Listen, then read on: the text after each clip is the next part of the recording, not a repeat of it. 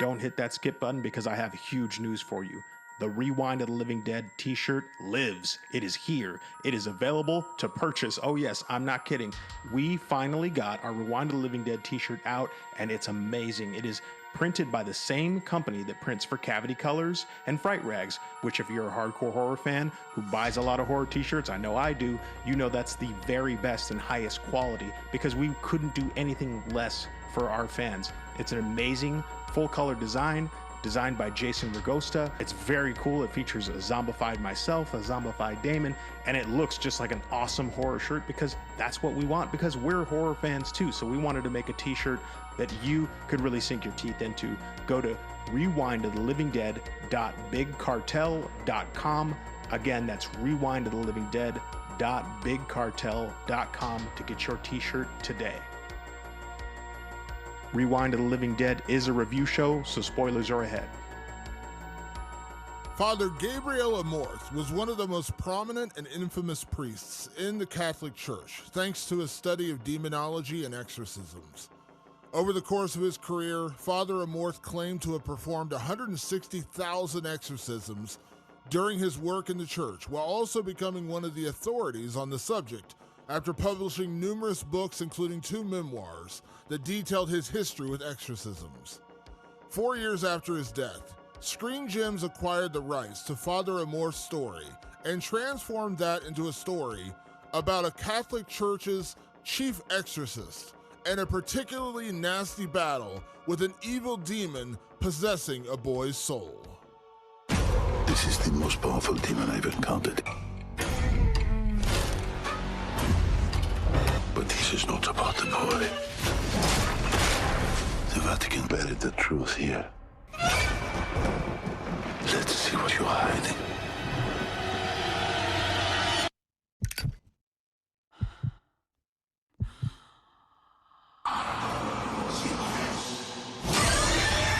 The Pope's Exorcist, exclusively in movie theaters.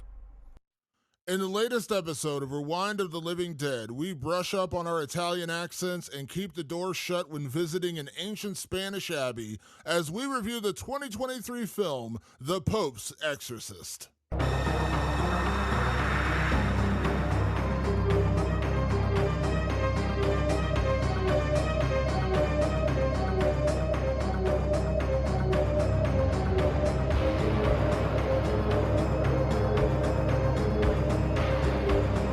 Welcome back to Rewind of the Living Dead. I'm Damon Martin. And I'm Patrizio Guerra. We're going full Italian. I almost wanted to speak with an Italian accent, but I can't quite do it, much like Russell Crowe in this movie. Hey! Fully. So, well, let's just kick it off with a disagreement. I think his accent's great. No, it's not terrible. It's just there's something about mastering an Italian accent. We'll get into that later, but there's just it's not easy, man. Let me just tell you that. Like, let me be clear. Russell Crowe is an incredibly gifted actor. I'm a big Russell Crowe fan. But listen, not everyone can pull off an accent. I'm just saying it's not easy. Yeah, but here we are, Damon, talking about Russell Crowe led The Pope's Exorcist. And interestingly enough, I think this movie came out in May, I want to say, May of this year. Yeah. And it sort of it didn't go under the radar for me. It was just one of those things where I think you and I were busy prioritizing certain horror films that we were going to review. And I watched the trailer and I wasn't like super excited about it. So I just went like, okay, I guess we're not doing that one. And then out of nowhere, I'm working at the house one day and I decided I'm just going to put on some Netflix in the background while I'm working. And I see that The Pope's Exorcist is on there. And I didn't realize that it was out. And I think it had just dropped. And so I put it on thinking I was just going to have it on in the background while I worked. And it kind of started to suck me in. And I was like, shit, and I actually had to turn it off. And I texted you and I was like, I think we need to review this because it just hit Netflix as of this recording. And now I believe it's trending like number 1 or number 2 in movies on Netflix because I think it just came out. It's number one. I logged in to watch and pull clips, our audio clips that we like to play during the show. And I looked and The Pope's Exorcist was number 1 on Netflix, which is a big deal. When you think about how many, a lot of films and TV shows find a second life on Netflix. There was a show called Manifest. It was on NBC that I used to watch, and it was, it did decent numbers on NBC. And then it got the streaming rights got bought by Netflix. Now it's blew up on Netflix. Like, it became like a hugely popular show, and then NBC canceled it, and then Netflix saved it and brought it back for a final season to finish the story, because the first two seasons had gone gangbusters after landing on Netflix. So yeah, to be clear about this, doing the research on this, like, The Pope's Exorcist was actually a pretty successful film. Yeah. For what it was, it earned, I want to say, right around $52 million worldwide on an $18 million budget. 77 worldwide. 77 million worldwide on an $18 million budget. That's a pretty good turnaround. I mean, that's a successful film.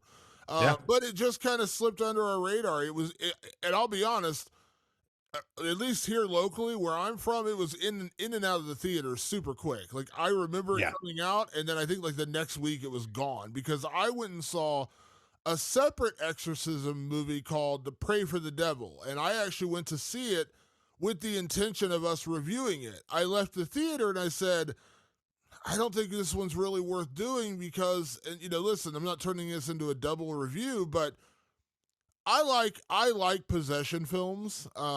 It's well documented, Patrick, not to, irritate anyone in the audience. I want to be clear. You're certainly welcome to have whatever beliefs you have.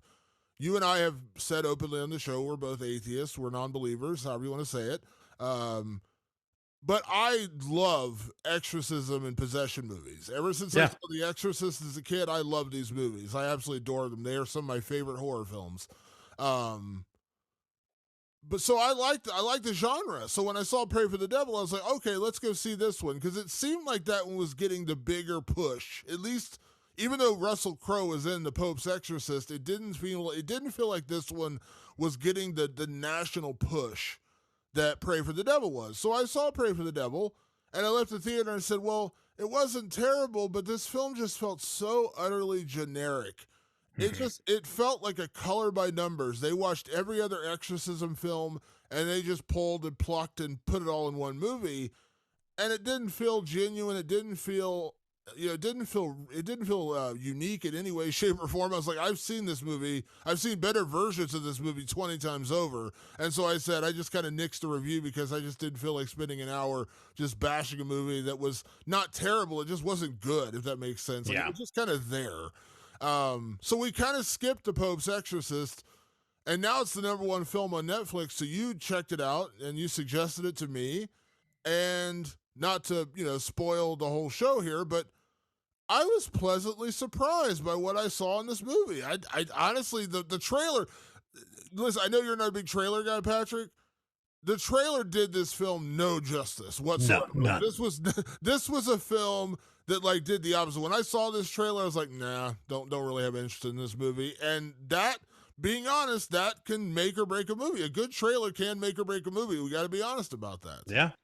No, it absolutely can, and I don't shy away from like big studio trailers. Like, 9 times out of 10, I'm sitting in the theater watching either a superhero movie or a big blockbuster or whatever, or even a little indie. I'm always at the movie theater, and I end up seeing trailers for all the big name stuff anyway. And it came up, and I just went, I don't see what's going to be so different here. The thing that kind of piqued my interest about, like, right before it came out, was that Russell Crowe was actually doing a pretty heavy push for this movie. Now, Russell Crowe, maybe he's on the back end of his career. I don't know. Like, I can't say for sure, but he is one of the finest actors out there, and he takes his craft really seriously, like very, very seriously.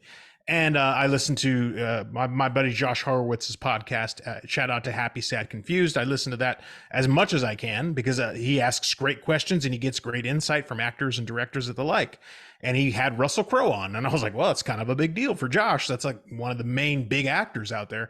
And I was listening to Russell Crowe talk about this movie with such a passion and sort of like glee. He's not known to be like a happy-go-lucky guy. He's kind of known to be a little bit serious, over serious maybe.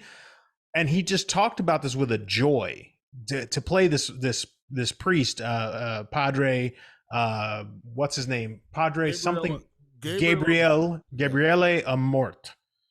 And he's talking about him with such like a a genuine fascination. Like he really was enjoying sinking his teeth into the character. So I thought, well, that's interesting. I'm still not going to go see the movie. I had to prioritize other movies for the podcast. So it ended up slipping through the cracks. And then I see it, Damon, and we won't talk plot yet because that's for spoiler territory. But right away, something stood out to me, and that was that this movie, and you're right, the trailer did it zero justice. This movie starts the way I think you and I were sort of like our second wave of like horror fanaticism was in the late 90s. This is a late 90s movie. This is the kind of movie that would have come out in 1994, and it would have starred like, I don't know, like who are the, like it would have starred like Bruce Willis as Father Amort, and like, like Ashley Judd or somebody like that. Like it was one of those movies that it's kind of the mid-budget movie of the 90s that would cost somewhere around 30-40 million bucks. It'd have great production design, it'd have some solid director that's not necessarily well known but is out there kind of doing their thing. By the way, this movie, Pope's Exorcist, directed by Julius Avery, who did Overlord, which is a movie I like.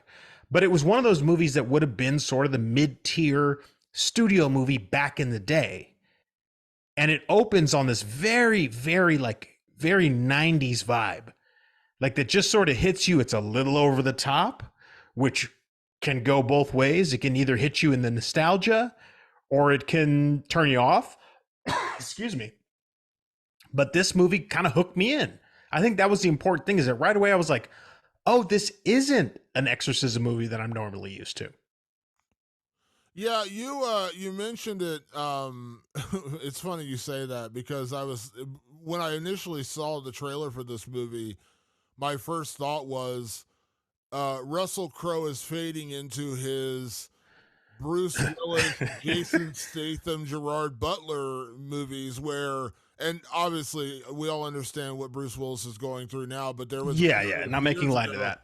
There was a period a few years ago where he was doing these like weird appearances in these like almost straight to video movies, and it was just like, Bruce Willis is a movie star. Why is this happening? And then like Jason Statham, kind of the same thing. Like, yes, he showed up in the Fast and the Furious movies, but he did a lot of like, Shock, or what was that movie called? Shock, or the one where he had like electricity tied to Oh yeah, God. Like, I can't remember what it's called. These weird movies where it's just like they kind of come in theaters, but they're more made for the home video audience. Gerard Butler's another one. Like, yeah, he'll pop up in 300, and he'll pop up in what was that heist movie he did? The one with Ice Cube's kid. Den of Thieves. Den of Thieves. Oh, okay. It's actually a pretty good movie. But then he'll also like do these weird random, like he does like surfing movies and like just these random, like they're like international movies. They're like really broad appeal. I think they call them 4 quadrant, like just something that fits everybody, and they ship it across the world. And most of it goes to like, they sell it to airlines and they sell it to video on demand, and it does gangbusters. They make them for cheap and they get out there, but they're not always known for their quality. So I was kind of thinking that's where Russell Crowe is going with this movie, because gotta be honest, like I haven't really seen his name pop. Like, I love Russell Crowe as an actor. American Gangster is one of my all-time favorite movies. Him and Denzel Washington are so good in that movie. Everyone in that movie is incredible. But I love American Gangster. Obviously, he won the Oscar for Gladiator, correct? Am I thinking that correctly? He definitely did. Yeah, so he's an incredibly good actor, but it did seem like for a little while there, like recently he's been kind of fading into that, like, let's just churn out as many films as we can and make the money and just kind of get out of there. We'll make it for 10 million, we'll make 50 million, and it's a success.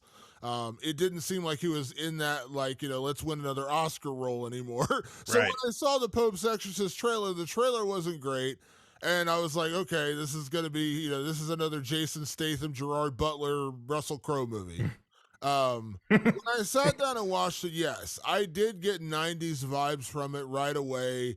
It was kind of fun, kind of cheesy, but also, a little action-packed in there, had a good soundtrack. And I immediately texted you because during one of the early scenes, they play We Care a Lot by Faith No More. And I'm a huge Faith No More fan. Immediately, I texted you. I was like, well, this movie's a winner because they played Faith No More in the soundtrack. But yeah, it felt very much. It's the same vibes. A totally different movie. Let me be clear about that. But I had the same vibes, and I know everyone did watching *Malignant* when it came out. When James Yeah. Wan's *Malignant* came out, everyone's like, "Oh my god, this is a '90s movie made in 2022 at the time, or 2021, wherever that movie came out." The Pope's Exorcist very much felt like that. Like this felt like it could have been released alongside The Faculty and Totally. and those movies of the 90s, which I love. I know the 90s are a very controversial period in horror where a lot of people hate the 90s. You and I grew up in the 90s, and so we kind of love it. And I do love a lot of the movies in the 90s. So that's definitely what it felt like. And right away, what I enjoyed about The Pope's Exorcist, while, to be clear, this is an exorcism movie. It's in the title, so I'm not spoiling anything by saying that. While this film does fade at moments, and we'll get into like heavy criticism later, while this film does fade into the generic exorcism stuff at certain points, which to me is always the downfall of an exorcist. When every movie turns into a bad facsimile of The Exorcist, somebody tied to a bed, priests reading them rites, sprinkling holy water on them, the you've seen it. saying nasty. I'm just like, okay, I've seen The Exorcist. That's as good as it's going to get. I don't need to see it for the 19th time, just a bad version of it. There are parts of the movie that do fade into that, which that's unfortunately a downside of most exorcism films. What I liked about this film, though, and where it kind of took me away from that, is they sprinkled in a lot of mythology. Mm-hmm. And I really enjoyed that part of the story because that's when I got really drawn back in. At the beginning, when it was just the possessed soul stuff, I was kind of like, all right, I've seen this before, and it is what it is. Wasn't bad, let me be clear, not bad. It just felt like I've been here before. Yeah. We started sprinkling in the mythology, and we also use our surroundings as part of the story. Immediately, I was like, okay, you got me back now. You got me back into the story. You got me back into the action. You got me back into the characters. And that's where I was drawn to this movie more than other, let's say, Pray for the Devil as an example, where it just felt from start to finish, the film felt very generic, and I've been here before. They're not breaking any new ground. And I don't need every horror film to break new ground, but if you're not going to break new ground, you have to do something to draw me in. And that film didn't. I don't want to keep digging on Pray for the Devil, but that film didn't. The Pope's Exorcist started to feel that way, and then they pulled me back in with the mythology, and they added a lot of... It felt, I know this sounds like a funny thing, it felt a little bit more like they combined elements of The Mummy and movies like that, which is also a great 90s movie. They kind of combined elements of that into an exorcism movie. And I was like, okay, now you got me back on board. Now I'm interested again. Yeah, we can't get into too much of it here, but basically what I'll say is like, it's an incredibly plot-driven movie, which is not something you normally see in an exorcism movie because of what you're saying, where it's just sort of like, look, the goal is a priest is going to help this family find their faith so they can save their possessed child, which, by the way, that happens in this movie. However, there is a plot, and we know Damon's a plot guy. We know Damon's a story guy. And as I'm watching this movie, I go, first of all, Damon's going to love the at least first 15 minutes of this movie because it's straight up a Kevin Williamson horror film from 1999. So he's going to like that part of it. But all of a sudden, just when it's probably around the same thing with you. Just when I thought this was going to be a generic exorcism movie, the plot thickened. I mean, quite literally, it became something more than an exorcism movie. We'll get into that in the spoilers. But I was super surprised that it did that. It sort of turned it on its head. We just talked about Talk to Me, and that's a possession movie that goes into possession a completely different way than we've ever seen before. This reverts back to religion. It's actually super steeped in religion. You talk about the mythology of it all.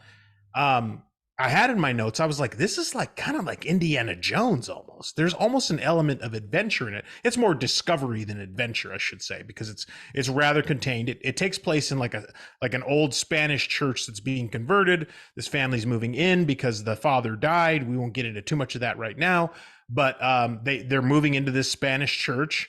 because they need a place to live. They ain't got a lot of money, and they're going to renovate this place, and they're gonna sell it, and they'll be able to move back to America. So fish out of water story, some exorcism sprinkled in, and then a whole hell of a lot of plot after about, well, pretty much at the second act mark, you realize this is so much more than an exorcism film. And that is what keeps you on the hook. That on top of the plot that keeps you on the hook, there's really great production design. Julius Avery, if you haven't seen Overlord, go see it. It's actually a pretty interesting take on World War II and Nazis and all that stuff. And that's kind of to me, that should kind of fall under the cult classics. Like, I think that one is going to age very well. Julius Avery brought a lot of that like textural, tactile, real feel to this movie. This movie could have fallen in the trap of, like we talked about Last Voyage of the Demeter, being a little overly CG, a little overly reliant. Not that this movie doesn't do that at times, but overall the production value of this felt really solid. You had a great plot that kept you on the hook. It's more important that the plot keeps you on the hook than it is a great and solid and foolproof plot. Because once you start to dissect this movie, and we'll get into that in spoilers, you can find holes in the plot. They're in there. But the plot keeps you on the hook, and any good plot should. So at the end of the day, I was like, shit, I think we have a movie we have to talk about. Yeah, I mentioned The Mummy. The other one I was trying to bring to my head and I couldn't remember was National Treasure. Like that. Yeah, National Treasure, yeah. They were on a little bit of a treasure hunt. You mentioned Indiana Jones, same kind of, the 90s version of that is National Treasure. Yes. That's kind of what I got the feeling was about halfway through this movie. And that's when it drew me back. That's when they got me back into it, where I was like, okay, now we're interjecting with some real mythology. And it's interesting to me because it goes beyond just the generic exorcism parts where it's just like your child's possessed, I got to go in and save him, and here's some holy water, and here's some rites of, whatever. And it just, again, the movie The Exorcist sets the bar so high that when you're copying it, you have to do something different to not just feel like we saw the great William Friedkin's, William Peter Blatty's Exorcist, and we're just making a new version of that. And I'm not saying you can't do it well, but when you inject differences, like I would give two great examples of that where they went different directions that worked really well in exorcism movies, I should say. The Exorcism of Emily Rose, which was good one. A trial movie. Yeah, courtroom drama. It was a courtroom drama that was interlaced with an exorcism, which was so unique.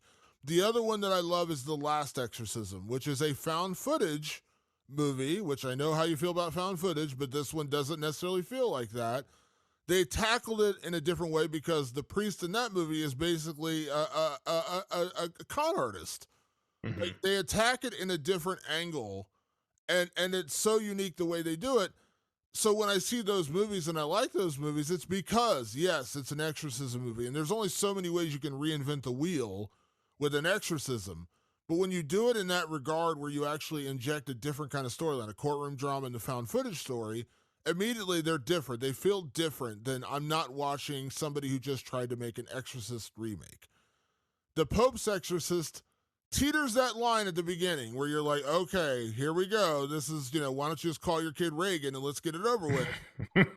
And then when they introduce the mythology and they go on a bit of a treasure hunt to find answers about where they're at, the location they're at, the history of this place, and why this particular demon is involved in this story, and I'm not getting too much into spoilers here, when they start talking about that part of the story and they start exploring that, that's where I'm like, okay, now you got me. And the way they continue to hash that out throughout the movie is really where they keep you drawn in, because once they get you with that hook, the great part about this movie that I enjoy, and you know what I'm talking about here, Patrick, when a lot of movies, they'll hook you with something and then they just kind of let it go.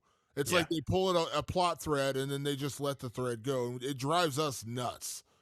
Now, obviously, this is a big part of the plot, but they keep driving it throughout the rest of the movie. As soon as you discover where this is going, it never stops. The momentum never slows down until the very end.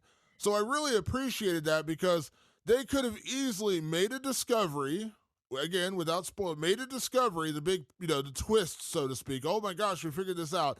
And then the rest of the film goes back to, we just need to exorcise this demon. Yeah. There's a version of the movie where they do that. Now, I don't know if that would be terrible or not, but I can tell you from just my talking about it right now, I would lose interest. Oh yeah, if they just went down that path, that would not work. It was just that. But the fact that they didn't, the fact that they continued pulling at that thread throughout the entire rest of the movie kept me interested. And it felt different. And again, that's what I need, because you can't just make a carbon copy of The Exorcist and expect it to be good, because guess what? It's not going to be as good. It's The Exorcist. It's not going to be as good. So I appreciate what they did here, and I appreciate all the different avenues they traveled down, and also that they, I know it sounds weird saying this, like my weird analogy here, that they kept driving down that road. They didn't turn down a fork in the road and they said, let's just turn back. They actually kept going down the road and said, okay, we're down here. How do we figure this out? How does this play back into the rest of the story? How does this play back into saving the person possessed? All these things tie together, and it ends up being a really, really strong story based upon that. Now, is it all great? No, but that part alone made me kind of be like, yeah, I want to review this, because it doesn't feel generic. I keep saying, I'm sorry, I don't want to keep hammering the nail here. It's not Pray for the Devil, where I saw everything coming. I knew where it was going. And by the end, I was just like, yeah, I saw this movie 20 years ago, way better. And this version is just an updated, not as good version. Like I didn't need to see the movie. When I left the theater, I was like, you could have read me the plot in like the plot summary in like the notes they send out by the studio, and I would have been like, yeah, I know exactly where this film's going. I saw a little bit of Pray for the Devil on your recommendation. You were like, just see it to see the difference between these movies. And I was like, okay, that's going to happen, that's going to happen, and that's going to happen. Got it. Like it didn't turn me down any new corners. And I truth be told, this is to give Pray for the Devil a fair shake on my end. I didn't actually have time to watch the whole movie. I had time to watch what I watched, and it wasn't surprising me. And I didn't assume that it was going to surprise me any further. According to you, it doesn't. But I'm not officially saying what I think about Pray for the Devil, because truly I haven't watched the whole thing, so I won't. That's unfair. We might as well get into spoilers, Damon, so we can talk about plot, so we can really get into that good stuff. Spoilers and categories are brought to you by MammothHeadwear.com. MammothHeadwear.com. Damon, you see this hat that sits on my head oh so comfortably? I have a gigantic noggin, a really, really big head. Mammoth Headwear has got me covered, quite literally. These hats are made and designed for people with larger heads, and I also have a big head of hair. It's really hard to find a hat that fits my head. In fact, 99.9% of the hats that I've ever owned, they don't fit my head very well. Mammoth Headwear is the only one that does. It's made of a super high quality material, and you can go to mammothheadwear.com, enter the code REWIND at checkout for 10% off, and visit them on Instagram at Mammoth Headwear. Absolutely. Support those who support us. MammothHeadwear.com. Enter the code REWIND for 10% off at checkout. Do yourself a favor. Get you a hat that will fit your head, like the giant melons that Patrick and I are walking around. We are walking candy apples, people. And we need the hat that fits our head. So yes, Mammoth Headwear. We endorse they support us, but we endorse them because they actually make good quality products. It's a product I desperately need, and I know some of you are listening going, oh, I'll get by with my hat that hangs on by a tab and snaps off and looks like crap on my head. Mammoth Headwear doesn't do that. That's why you got to go visit them. It's a product I really use. You don't need the arrow pointing down at your eyebrow, like you know what I'm talking about. When you got that thing dangling on that last little bit and it's pointing down because it can't stretch any further. You don't want that. No one wants that. Get you a hat that actually fits your head. Go to Mammoth Headwear, put in Rewind, get 10% off, and get you a hat that fits your head. Trust me, I understand your problems, folks. I understand it. It's not easy having a big head. It's been a dream come true. And that's true. I'm not fucking around. It's been a dream come true to have a hat that truly can fit my head. Yes, absolutely. Support those who support us. Check out mammothheadwear.com. enter the code REWIND for 10% at checkout. And as you said, Patrick, we are now going to get into spoilers. So if you haven't seen The Pope's Exorcist, it is the #1 trending film on Netflix right now. It's everywhere, so go check it out. If you have Netflix, it's worth your time. Obviously, you can hear from us saying it on here that overall we have enjoyed the film. But with that being said, let's get into spoilers. And so I know I just said it's a good film. Let's go see it. Let's go ahead and talk about what we didn't like about this movie, Patrick. We're kind of dancing around some of the stuff. Listen, what I said at the beginning is absolutely true. The exorcism stuff at the beginning in the first like 30 minutes of the film, not the first 15 minutes as you mentioned. I love the opening scene. Let me also give credit where credit's due. A lot of these movies now, when I read up on Father Gabriel Amort, the guy who's this actually based on, I'm not sitting here, I'm not trying to pick apart the guy's life. He passed away several years ago. I'm not trying to sit here and like crap on his career, but even the most astute scholars would pick apart his claim that he did 160,000 exorcisms during his it's life. a little tricky to do. He would never have like sat down to take a poop if all he was doing, like he would have to be doing exorcisms morning, noon, day, and night to do 160,000 during his lifetime. But that's neither here nor there. What I like about this film right away is they tackle the fact that a lot of the exorcisms in the Catholic Church are not really possessed people. It's people with, mental health issues. Yeah. In this film, by the way, this film takes place in the 80s. Let's also throw that out there. This is not like a modern current film. This takes place in the 80s when Father Amorth was actually doing exorcisms for the Catholic Church. They tackle mental health issues right away. And I appreciate that because so many of these films make the mistake that you just go in and assume that everyone's just possessed by a demon or possessed by the devil or whatever. They actually tackle mental health issues, which I was like, whoa, like, bravo, that you didn't just immediately try to sandbag us and say, oh yeah, everyone's possessed. So right away, that I was very happy with that. But then when it did, now I will say the family that shows up, it's a mother and her 2 kids, a daughter and a son. When they first show up in the house, it does fade into that, like, we're about to see the generic exorcism, and that's exactly what it becomes. The youngest son, Henry, who hasn't spoken in a year since his father died. He was in the car when his dad got into a car accident. He survived, the dad didn't. Ever since that, he hasn't spoken a word. He gets possessed, and suddenly he's chattering up a storm, yet he's saying really gross and perverted things. We figure out he's possessed, and at one point he says, send me the priest. And then we're off and running with, going to find Russell Crowe and bringing him in to deal with this whole situation. To that point, that 30 minutes of film felt so utterly generic, Patrick. Like, it felt like, that's why I was like, I wasn't going to tune out. I wasn't going to turn it off. I was going to watch to the end. But when it got to that section, that 30 minutes, I was just like, Patrick, what did you get me into? Because this feels like every other bad exorcism movie I've ever seen. That's what it felt like. I was like, and that was the thing is like, for better or for worse, the first 30 minutes of the movie were a generic 90s horror film. Like, I wasn't being surprised by anything. It was like the daughter's like super edgy and like has tons of attitude and like is like flirting with a Spanish construction worker and like bumming a cigarette off him. And the mom is like frazzled. Like it is cookie cutter, but in like a very nostalgic way. But I was worried that the plot was going that way as well. And even as we started to roll into the possession, which like you said, this demon possesses Henry, I was like, like that, this is just kind of a goofy possession movie. Like what's this going to be all about? And so I was sort of like starting to like lull into that sense of, I guess I made a mistake. A nice looking movie, well made, clearly well acted, but I guess we're getting into the same old shit. And then our possessed Henry says something that caught my attention, and it's there for a reason. It's supposed to catch your attention. He says, "You took the bait."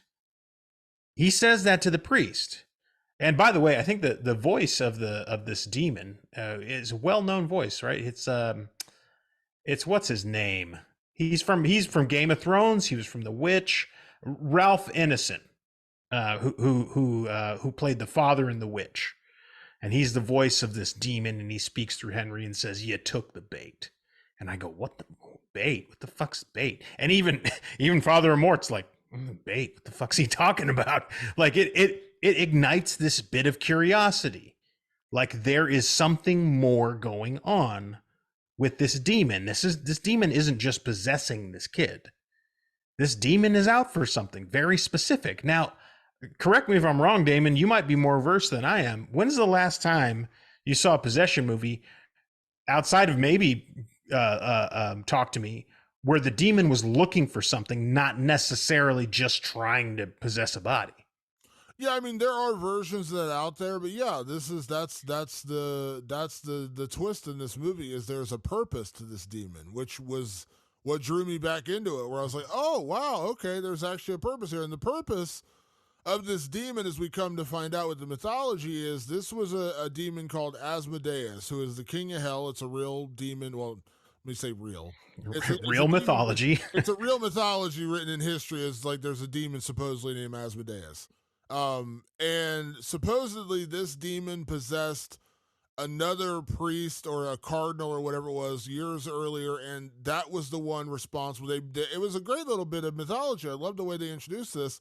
It was the one who convinced them to go on the Spanish Inquisitions, which is, historically like one of the most awful times in the history of the Catholic Church.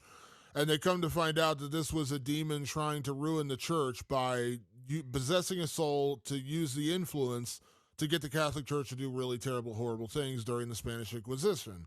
And then we find out that this same demon now, like they managed to capture the priest, the cardinal, whoever it was that had the demon in it. They trapped its soul in this Spanish abbey, and they kept it there for hundreds upon hundreds of years, and it was never supposed to be opened. But then this family moving there, and again, it all ties together very nicely, and I like it that way.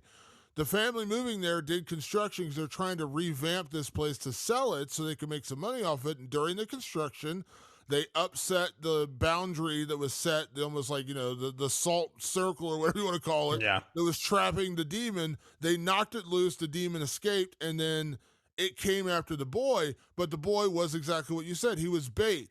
The reason they said, bring me the priest, he wanted to possess Father Gabriel Amorth because Father Gabriel Amorth was the lead exorcist for the Catholic Church. He was the Pope's exorcist. He had a very close relationship with the Pope in this movie, and he wanted to possess him to start that same chain of events to bring down the Catholic Church and essentially conquer God on earth through possession of. So he was not trying to possess the boy. He wasn't even trying to just torment the boy. He was trying to use the boy as a conduit to get to Father Gabriel Amorth, and then by extension, then go after the Pope, go after the rest of the Catholic Church. That was the conduit he wanted to use.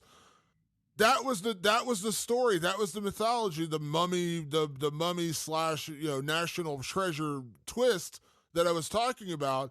That I immediately got drawn back in because it wasn't just like I'm torturing this boy's soul for the fuck of it. I'm not doing it for the fun of it all here. No, it was a purposeful demon that wanted to get to Father Amorth to then use him as a tool of the devil, so to speak, to then influence the Catholic Church, much like they did years earlier for the Spanish Inquisition. Immediately, when I saw that, I was like, damn, way to go. What a cool little twist. What a cool little way to introduce that mythology and actually give this whole story purpose. Total purpose. Because from that point on, it kind of becomes a discovery process.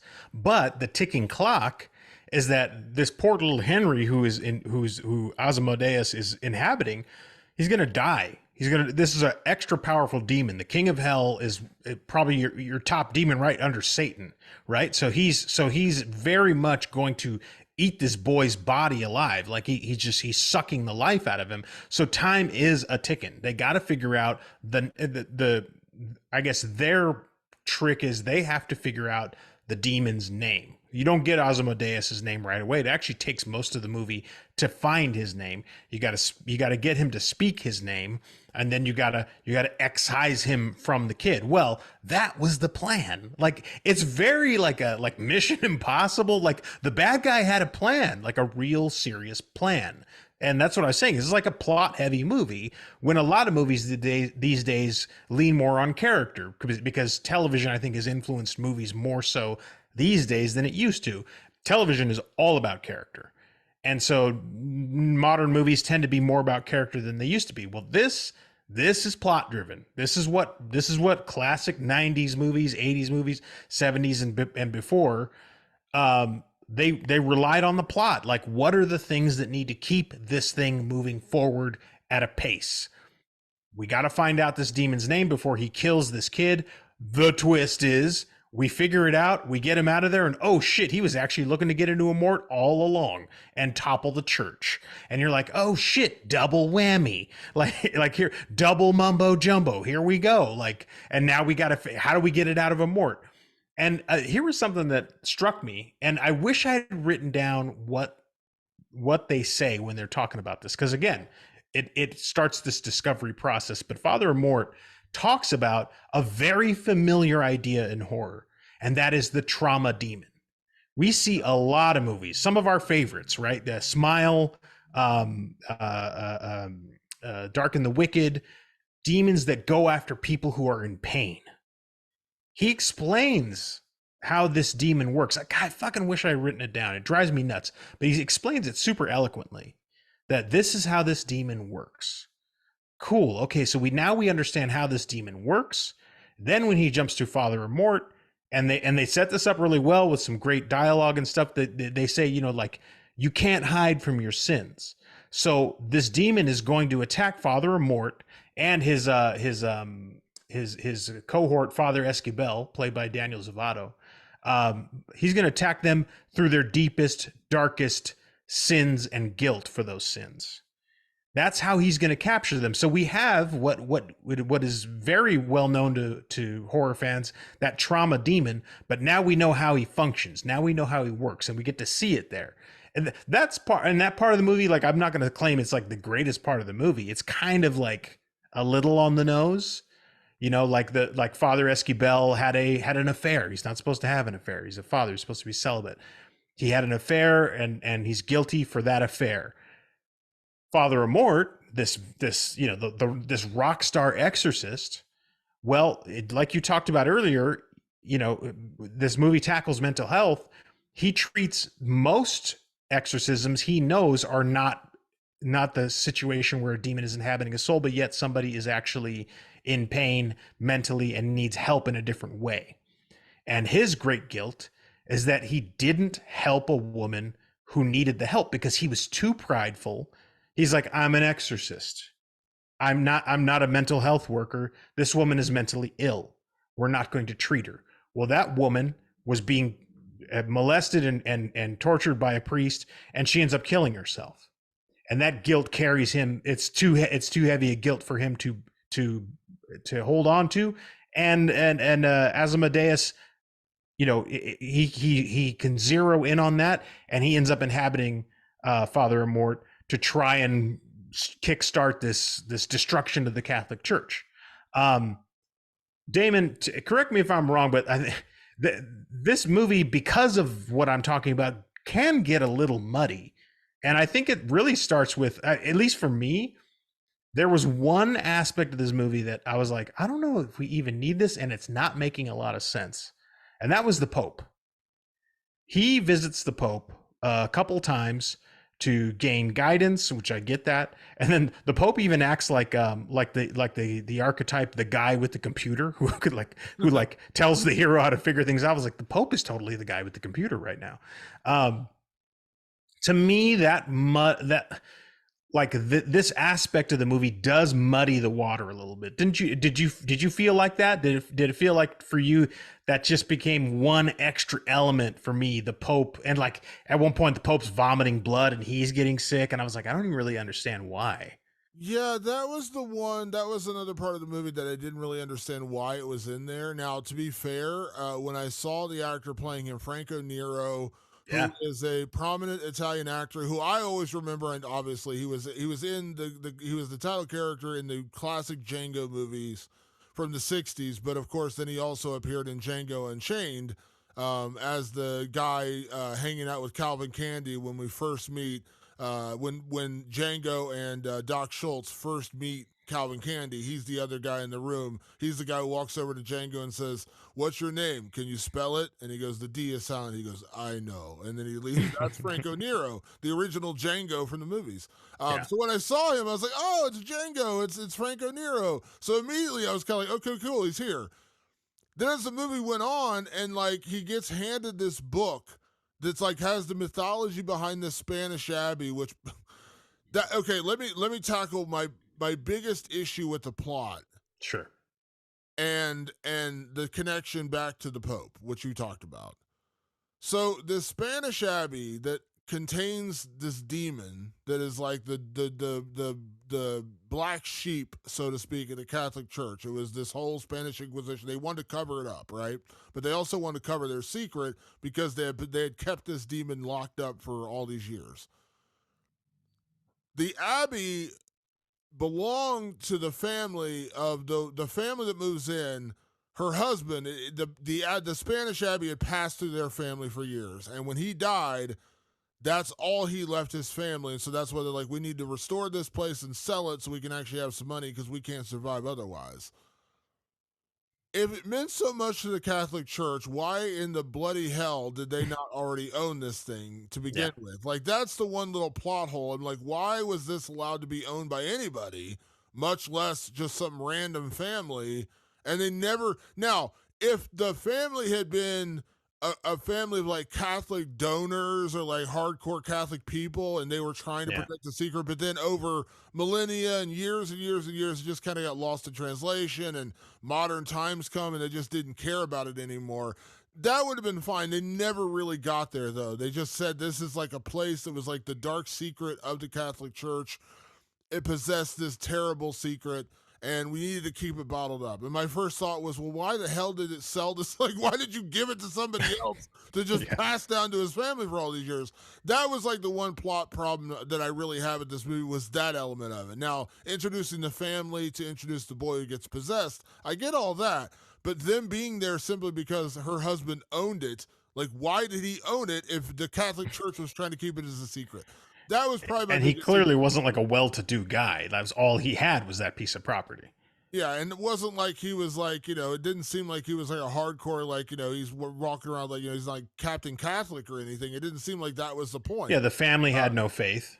Yeah, so it was just that little thing bugged me. And then, the Pope thing, leading back to the Pope. So throughout a lot of the story, we keep going back to the Pope reading this book about the Spanish Abbey, and he starts to... Now, to be fair, the one thing I will say they introduced is, and like I talked about, the mythology kind of disappeared, is that when he reads this book, he's discovering the secrets of this abbey along with everyone else, because at this point in 1987, I think is when this film takes place, everyone's kind of forgotten about this place. No one's really thinking about it at this point. So when he reads the book, they bring him the book from the archives, he starts reading through the book, and he discovers what this place truly was. Now, it's not well documented the full extent of what's there. So that's kind of how they use the Pope in this movie.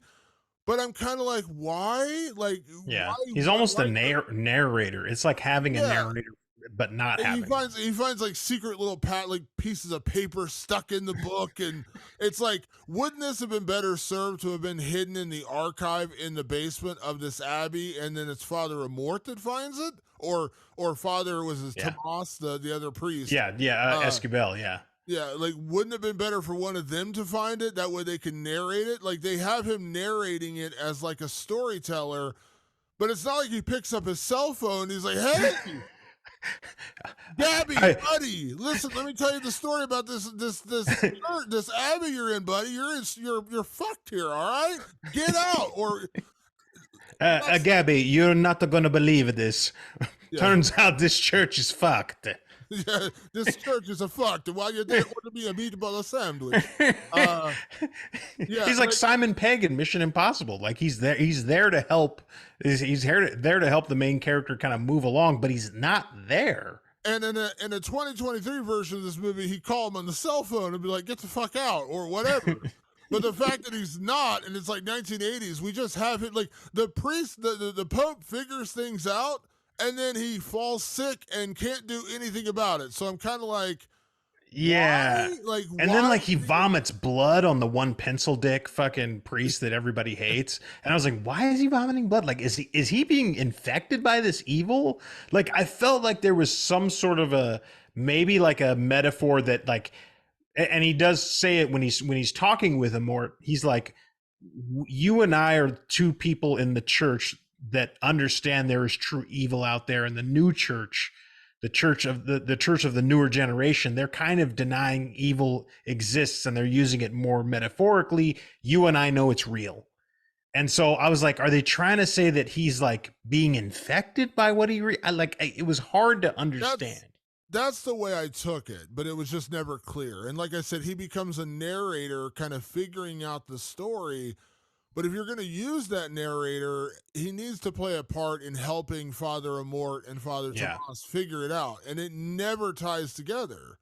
Like they never. Yeah. Does he make a phone call to him at any point? I don't think. No, Does he? They never tie it together. They just show him figuring this out, and then he gets, because we find out very early on when Father Amort goes to visit the Pope that the Pope is sick. He's failing health, and he's kind of like the last bastion of like this old school Catholicism, right? Like the old school. Yeah, like we need that, by the way. Yeah, the real like incarnate evil is out there. Yeah. And so yeah, like and there's a scene early in the movie where Father Gabriel goes before a panel where they're basically like, you're not really needed anymore. Like what you do is, for lack of a better word, it's kind of bullshit, and we don't really feel like you have a purpose here anymore. And the way you conduct your exorcisms are dangerous, and they could get us all into trouble. And so we're kind of like trying to force you out, is basically what happens. Like we're trying to force you out of your job. You're going to go hang out in the library or something. We don't really want you out in the public anymore. And so that's kind of where it starts. And you find out the Pope is more or less the one protecting him. He's the boss. You know, he's the captain on the police force that doesn't want you. He doesn't want to let John McClane go. But you know, he's Commissioner Gordon to Batman. Yeah. John McClane's a maverick, but he's got the one captain there, you know, fighting for his cause as the maverick cop.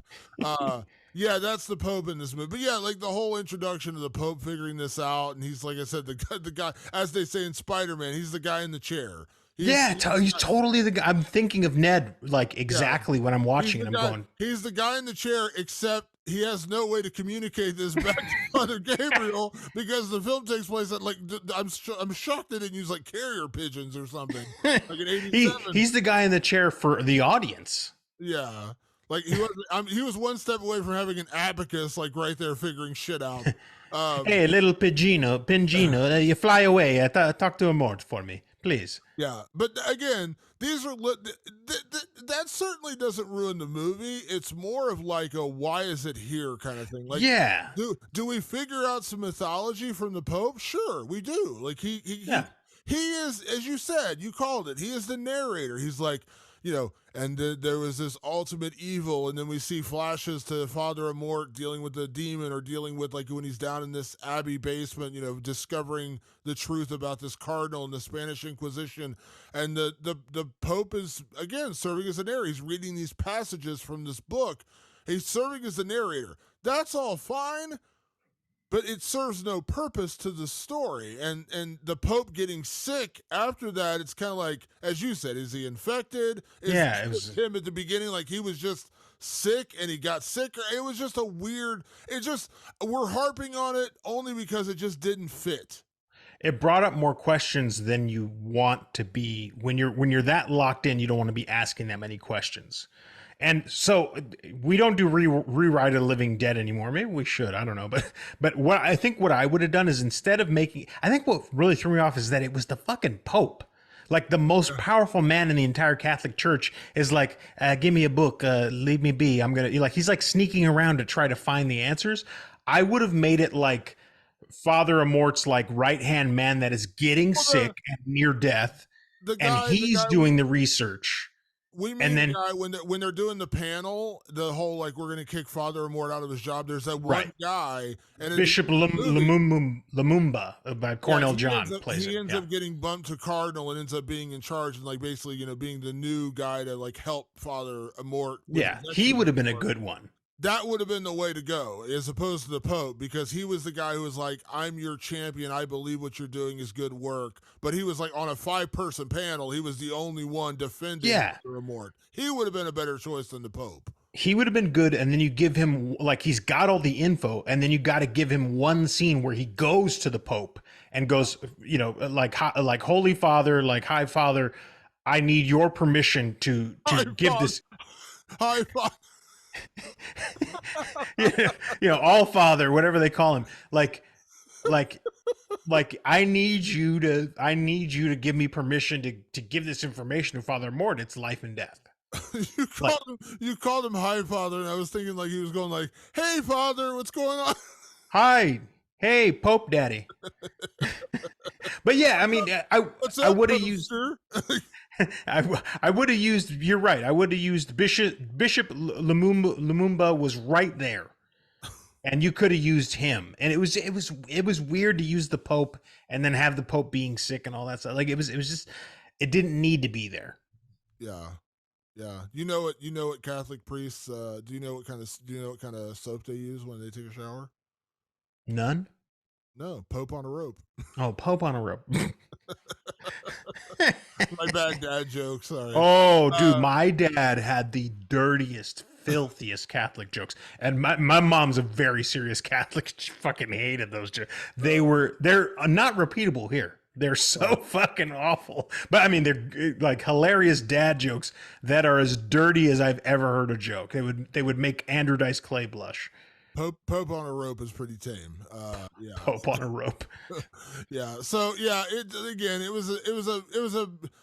didn't bother me that much. And again, if they would have, all they had to do with, you know what, it would actually, again, rewrite The Living Dead. What would have been cool is if you use the bishop and he's flying they're in Italy and he's in Spain. So he's taking a trip, or he's, riding in a car or flying or however you want to get him there. And on the way, he gets sick. So he never gets to tell, like he gets sick on the way and you realize like it's this demon affecting him and he never quite gets to tell him. And then when he arrives, that's when Father Amort figures out his friend is sick and he ties it all together. That would have been like, you're on your way to tell him. The Pope just sits in a big chapel and he's just reading this book, and then he just gets sick and it never really goes anywhere. So yeah, they try to set it up like the Pope is sick, but it was like, is he sick because of this, what's happening, or is he sick because of something else?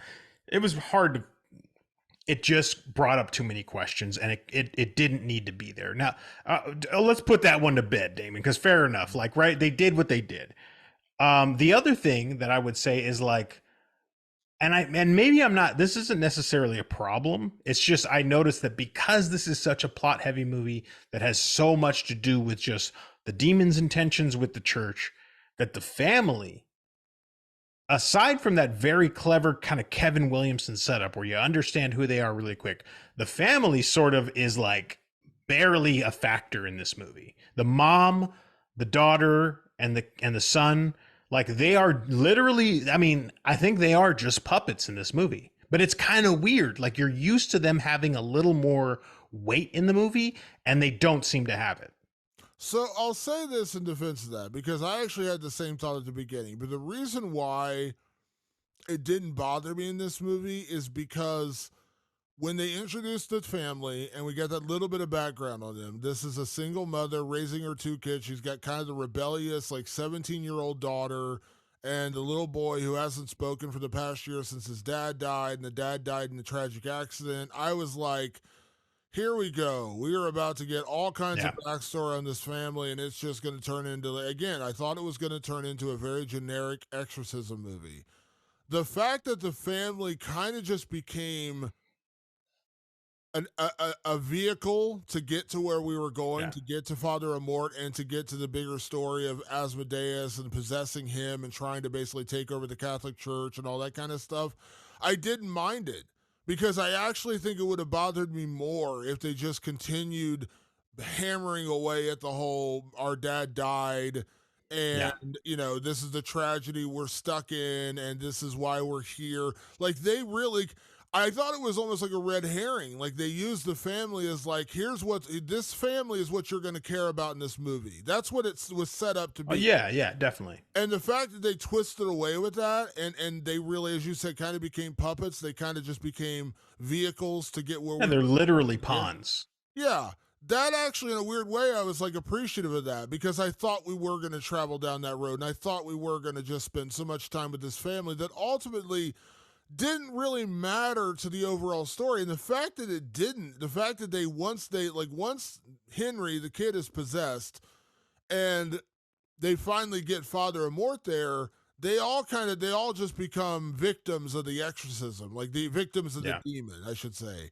They don't really play a part. Like even like the end when they tell them to get out, like that's it. We don't see them again. Like they just leave and we never hear from them again. We're like, okay, they're gone. But in a way I appreciated that because again, the other version of this movie is where it's 80% to family, 20% Father Amort. We don't get all the mythology. We don't get all the backstory. Yeah. We don't get the bigger purpose of the demon. It's just a generic demon possessing a kid. It's a powerful demon. We got to get him out. There is that version of the story, and it's just about, like, we see the flashback, and they actually show a flashback of the crash where the dad died real briefly, and they do tie it in, but yeah, I actually kind of appreciated that because I felt like if they would have spent too much time with that, it would have taken away from the larger point of the story. So weirdly, what you're bringing up, I was kind of like rooting for because not that I didn't care about these people, it was more they were kind of inconsequential to the story. Right.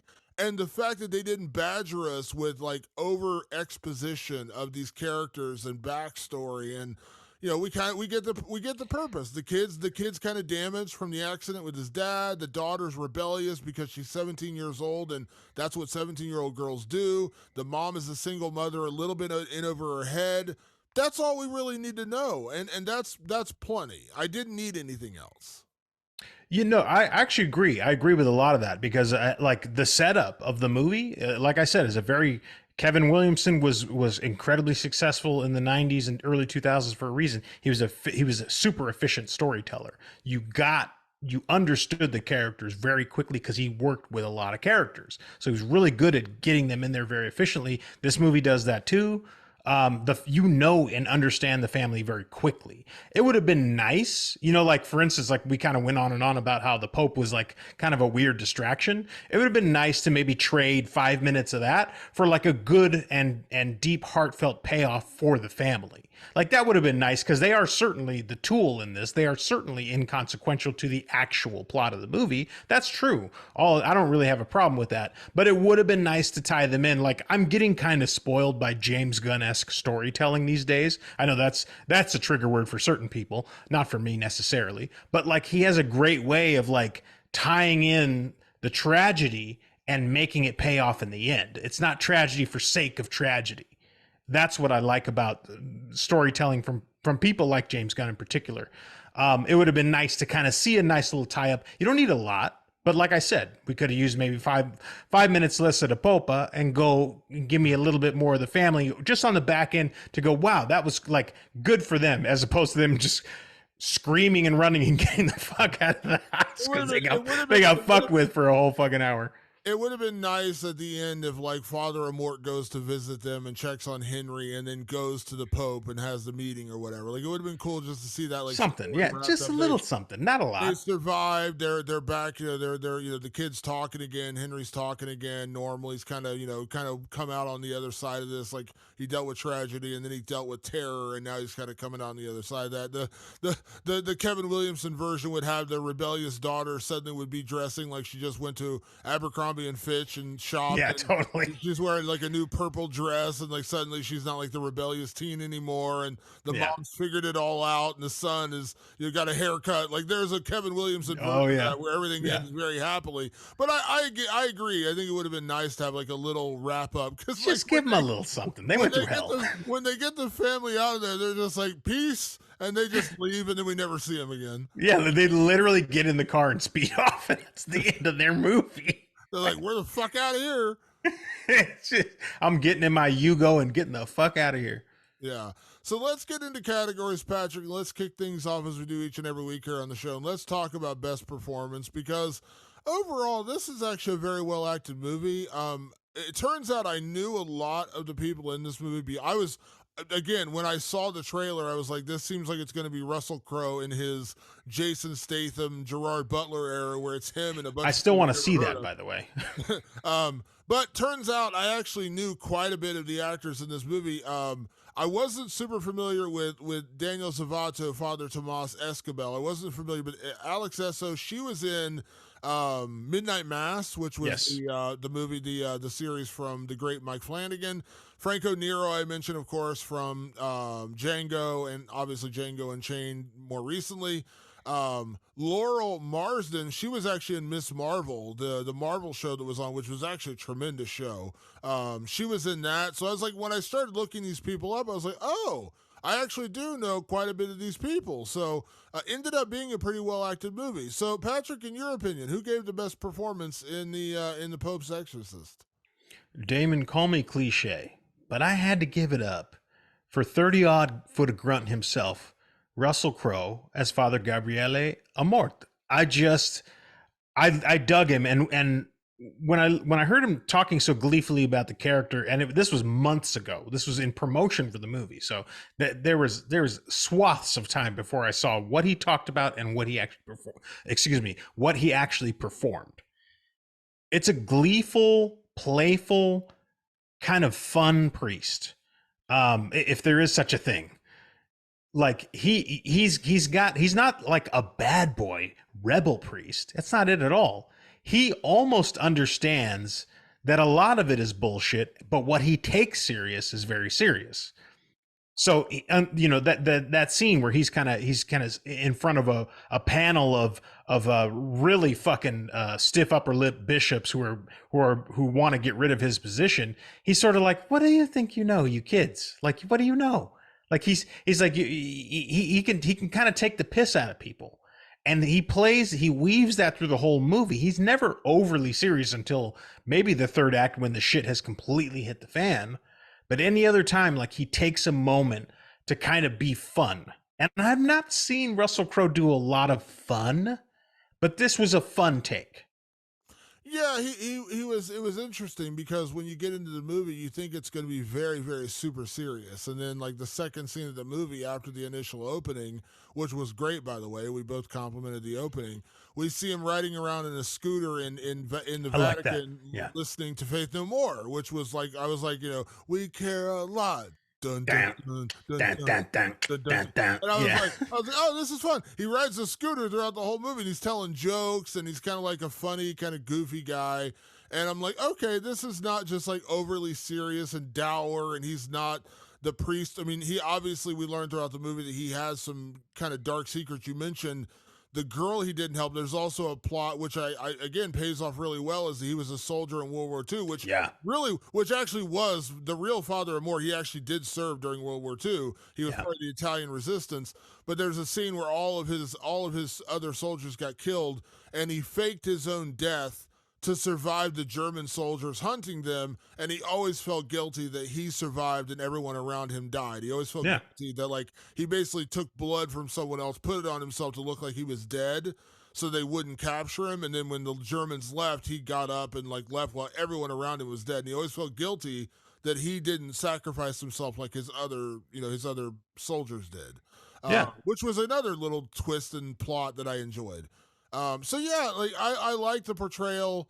Gotta say though, the one thing I bumped up against in this movie, Patrick, and the reason why Russell Crowe didn't get my best performance, even though he is the lead, clearly the lead in this movie, I had a little issue with the Italian accent. Now, let me be clear about something, Patrick. It's not easy. It's not easy to nail an Italian accent in films.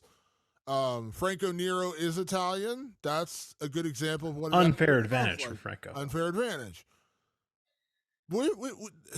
There's a sliding scale of Italian accents in movies. You know what? You know what we should talk about? We should talk about the best Italian accents in movie history. I think we could rank them top three of all time. Italian accents in movies. I'll start with number 3, and I'm going to give Russell Crowe his due. He's number 3. He's not number Okay. Okay. Well, then that's not too bad. Russell Crowe with his Father Amort gets number 3. Now, number 2, Patrick, who would you give number 2? The second best Italian actor in movie history. Number 2. Okay, I'm gonna go with Jared Leto. Jared Leto in House of Gucci sounding like goddamn Super Mario. Like, it's a me, Jared Leto. Like, he actually had his voice raised and lower, which didn't help at all. He's like, it's literally like Super Mario. Father, son, the House of Gucci. Yeah, it's pretty bad. Now, number 1, I think, Patrick, number 1, without a doubt, best Italian accent in the history of film, Brad Pitt in Inglourious Basterds. Buongiorno, grazie. Gorlomi? Lo pronuncio correttamente? Sì, corretto. Gorlami. Buongiorno. Correcto. Gorlami. Thank you, Brad Pitt, for the best Italian accent in film history. That's great. Oh, shit. Yeah, Brad Pitt. That one. Oh, anytime anyone brings up Italian accents in movies, I cannot not think of that. Glorious. And then I think Eli Roth gets an honorable mention because after that he goes, and your name, or obviously Hans Landa, the character played by Christoph Waltz. Yeah, Christoph Waltz. He goes, your name, he goes, Antonio Margaretti. Both of those accents make Russell Crowe's accent rather rather faithful to Italians. It is a sliding scale because when you compare it to Jared Leto and that, yeah, although Brad Pitt's southern accent mixed with Italian is the best thing when he goes, buongiorno. Buongiorno. El correcto. El correcto. Gorlami. That's so fucking, I fucking love that movie. Yeah, no, I absolutely adore that movie. Yeah, the best opening scene in film history, I think. That's up there. It's way up there. So the Italian accent got me a little bit. I'm not saying it wasn't. I mean, after that Murderer's Row, you're going to tell me that was a bad accent? But there were a couple moments where I felt like he did a little bit, like a little too, a little too extended on the Italian accent. So I didn't quite. Now, my best performance, I'm going to throw you off here because my best performance actually went in a completely different direction for this reason. Because again, it's easy to pick the leads. And my best performance, I actually went with Laurel Marsden as Amy, the daughter. And the reason I went with her, a couple of reasons. One, when we first meet her, she is the rebellious, basically I'm a 17-year-old teen about to get out of the house, 16, 17-year-old teen. I'm rebelling against my mom and the authority. Our dad's died. She shows up. She's flirting with the Spanish construction worker. She's bumming a cigarette. She's hanging off the ledge. It's so heavy-handed. So I'm rebellious. Yeah, so cliche. But when they actually start dealing with the terror of the possession with Henry, her look of fear sells it so well. And I like Alex Esso, who plays the mom, very much. She's great in Midnight Mass and other movies. So I don't want to say she's bad. She's actually really good. But what Laurel Marsden does when her brother actually gets possessed is she has like the genuine look of fear on her face throughout the rest of it. And there's a great scene. There's an attack scene where the demon just goes freaking ham on everybody in the house. And she gets pulled into a closet and she's getting basically attacked by an unknown entity. And the look of terror on her face is sold so well. And we've talked about this a million times, Patrick. The two hardest things to do in acting, and you hear a lot of actors talk about this, are horror, acting scared, and doing comedy, because it's all about timing. And we've seen movies where a bad scream or a bad, scared, it ruins a scene. I thought she did tremendous. I was like, wow, she really sold it. Like, she transformed from that rebellious teen, the very generic portrayal of a rebellious teen, into like the truly terrified, screaming teenager that has no idea what's going on and no way to protect herself. I thought she did a really good job with that. They could have gone down the 90s route, which would have been like to use that rebellion to like have her face down the demon and be like, fuck you, motherfucker. They could have done that. And I'm so glad they didn't, because I think that, like I said a minute ago, the tropes really help you understand who these characters are, and then so you get into that quick enough to watch how they change and watch how they come out the other end. They didn't go that route of like using her rebellion as a strength. It fucking scared the shit out of her, and it made sense, and it brought the movie back down to earth, because you start with that sort of very heightened, weird, like, oh, this could only have existed in the 90s, and would this have made sense in like 2000, 2001 or something? It doesn't make sense here. They start to make sense of it. They go, just so you get to know everybody, we go this route. And then as the shit hits the fan, they react the way you would react. And she certainly is a great addition to that reaction that grounds the movie and then allows for the stakes to actually feel serious. Yeah. Now, on the other side of that, Patrick, if I had a criticism about not necessarily performance, but a decision that was made with this movie, we kind of hate when we have to kind of dig on child actors because they're children. Now, to be clear, Peter D'Souza Figoni, am I pronouncing that correct? I think that's how I'm pronouncing his name. It's Henry. He's not a bad actor. Let me be clear, it's not his fault. Like, nothing he does is bad. But what I had a problem with, and they really hammer it in this movie hard, is the demon voiceover. They, like, right away, the demon, which again, Ralph Ineson, who was in Game of Thrones, he was in a lot of movies. It's not his voice even. But it's the way they do the voiceover with the little boy mouthing the words, and it's like it turns into there are moments, Patrick, where it turns into a really bad lip sync. Yep. Like, it in no way, shape, or form do you actually imagine this voice is coming from this little boy. Like, and I know it's not supposed to be his voice; it's actually the demon. Which, by the way, one thing I want to compliment them on, the effects. They do a really cool effect with his eyes. When he gets possessed, where you can see like the blood and the demon eye comes out. Really cool twist on that. I like that.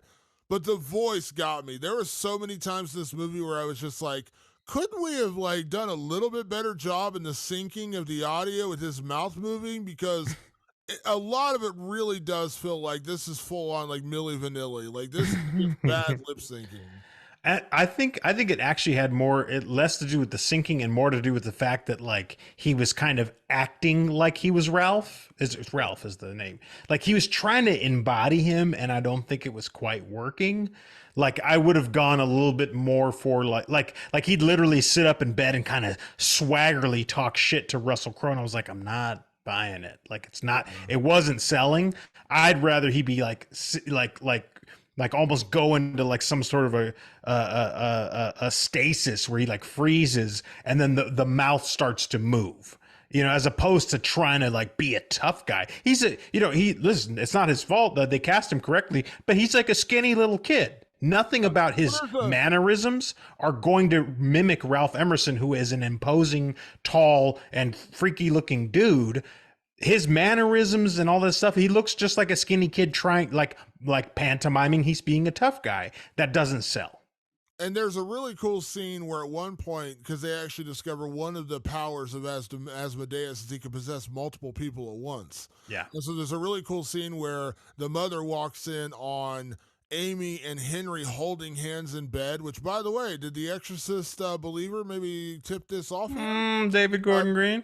Because there's a scene where Amy and Henry are sitting in bed together holding hands, and they're talking in unison in their real voices. And they're like, hello, mommy, but it's two of them talking at the same time. That was creepy. That was cool. I really like that little twist where they were possessed together, and they're using their both voices. They're using their own individual voices. It's just there was so much of the voiceover, and it just didn't work a lot of the time with Henry. It just didn't work. It didn't look right. And I'm not saying they should have gotten the actor who played Henry to do like a bad, like, my name is Henry.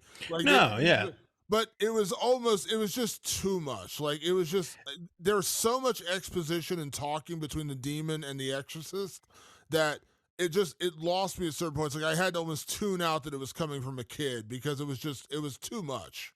there was too much acting going on in that scene, and it needed a lot less acting. It was weird. Like they had to find a way to really stream and simplify that, and they didn't do that. They went for the acting, the overacting, the swaggerliness, and it really didn't work because the kid just can't embody that. He just doesn't have the physical presence for it. What they did better, which I'm not saying they should have done this the entire time, what they did better was when the demon started torturing Father Tomas and Father Gabriel, he kind of made them see visions of the things that they'd done bad. So at one point, Father Tomas sees the woman that he had an affair with when he was a priest, and he sees her.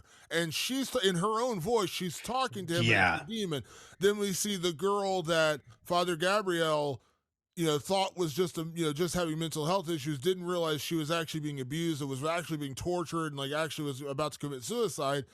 We see her, and it's just her talking to Father Gabriel. That worked better. You know what I mean? Like, we knew that it was the demon, but they were seeing visions of the people that they had sinned with or sinned against, or however you want to say it.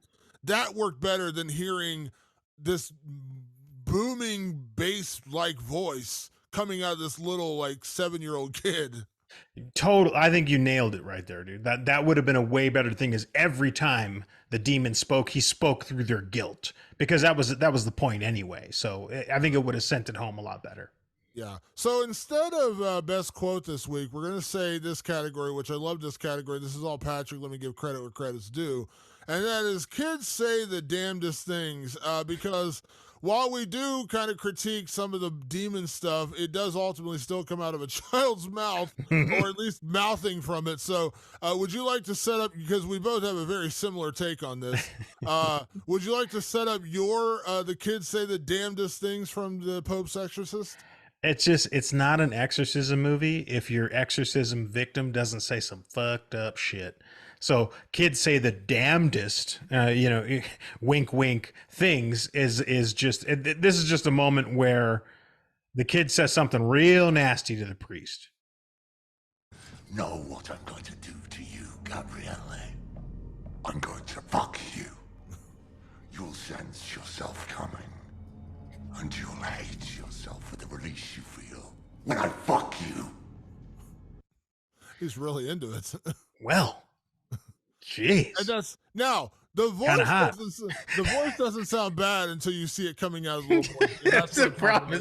It's coming out of a kid that does not look like that at all. So you go, oh, okay, the irony of that doesn't work. Now, mine also comes from, apparently we appreciate, not only do kids say the damnedest things, also apparently the perverted things, because mine is also that. Mine comes a little bit earlier when we first start to realize the little boy is possessed. And it's actually one of my favorite. It's like a really creepy scene, because the mother goes to check on Henry and she hugs him. And then at one point, she kind of like looks like odd, and she leans back, and the kid is literally like massaging her boob. Yeah. And you're like, what the fuck? Like, it's really creepy. And then what he says next door is like when it goes full insanity. And that's when you're like, this kid's really not right. And this is before he meets Father Morton and everything. But like that scene when he pulls back and she's like, Henry, no. And he's like literally grabbing her boob. It's really creepy. And this is what he says this time. Henry, no. Henry, stop! This baby's hungry, you Fat cow! What? What are you saying? Oh. You never breastfed me, mommy. What the fuck? I had to leave the daughter in there. She shows up. She's like, "What the fuck?" That was like general. See, now that also, I wanted to play that clip. It's funny we're talking about the voice thing. That clip worked better because it kind of teetered between the two voices, where he's in there and he says, "You fat cow," and he says, "You never breastfed me, mommy." That worked. Mm-hmm.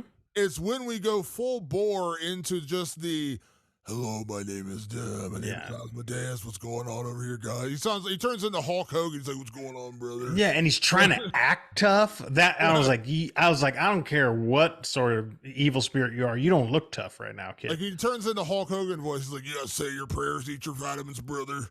Yeah, that stuff doesn't work. But you're right. That little mix right there, I like that.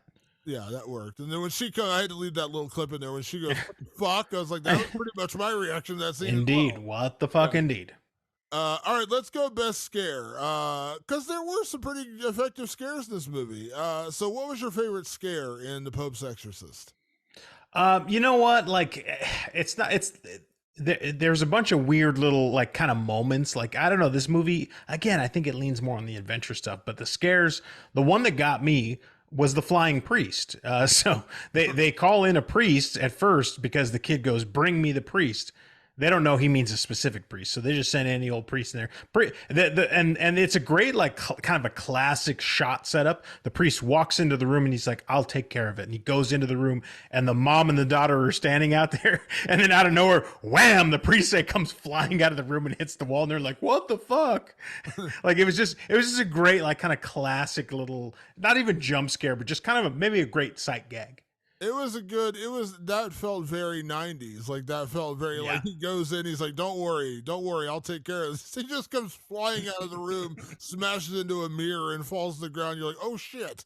Yeah, that was a good one. So I cheated, Patrick. I cheated on my best scare because there's one really batshit sequence in this movie when Henry is possessed and everyone in the house gets messed with, two in particular. The mom gets like almost molested by a hand that I guess we have to imagine is like she thinks it's her husband at first, and then it like grabs her and starts pulling her down into the bed, and at the same time her daughter gets attacked and pulled into the closet, and she's getting assaulted and screaming bloody murder, and that's again where I kind of gave her best performance. Just that whole sequence, it's like a 2-minute sequence where the whole family's getting messed with, and Father Amort is not there. He's down in the basement figuring out like what this entity is. He figures out the name, and what actually stops it is he opens the book and gets the name, and he says Asmodeus, and the demon gets weakened momentarily, and it lets go of the woman, and it kind of lets go of the daughter. But that whole sequence where the demon in the boy attacks the family while the priest isn't around, I just thought that whole sequence was really well done. The girl getting attacked in the closet was super scary because you can't see anything, and it's like grabbing at her, and they tell afterwards like there's blood marks all over the wall. She was scratching trying to break free of this entity, and then the wife gets pulled into the bed. I just thought that was a really like good 2-minute sequence of like genuine fright and scares, and you can see the real terror on their faces when this is happening to them. It was a big oh shit moment for the family. They were like, hey priest, where the fuck are you? Because we're totally screwed here, you know. Like so, and there was a lot of great tension there because no one was there to help them. Yeah, I like that a lot. What about best gore? There actually was a decent amount of gore in this movie. For again, I mean, typically speaking, exorcism movies aren't like filled with gore, and that's okay.